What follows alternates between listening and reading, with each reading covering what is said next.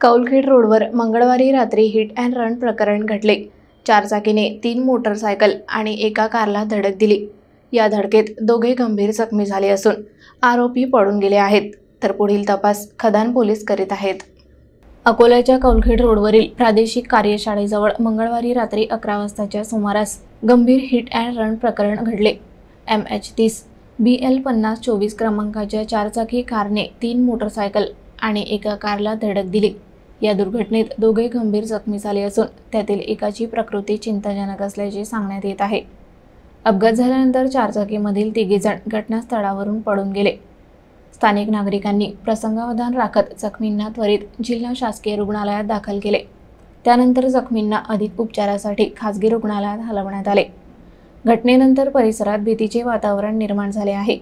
नागरिकांमध्ये या प्रकाराबद्दल संताप व्यक्त होत असून आरोपींना लवकरात लवकर अटक करण्याची मागणी जोर धरत आहे। खदान पोलिसांनी घटनास्थळी पोहोचून कारवाई सुरू केली असून आरोपींचा शोध घेण्यासाठी तपास सुरू आहे। या दुर्घटनेने कौलखेड परिसरात वाहन चालकांच्या बेफिकीर वागणुकीवर प्रश्नचिन्ह निर्माण केले आहे। अशा अपघातांना आळा घालण्यासाठी वाहतूक नियमांची कडक अंमलबजावणी करण्याची गरज पुन्हा अधोरेखित झाली आहे।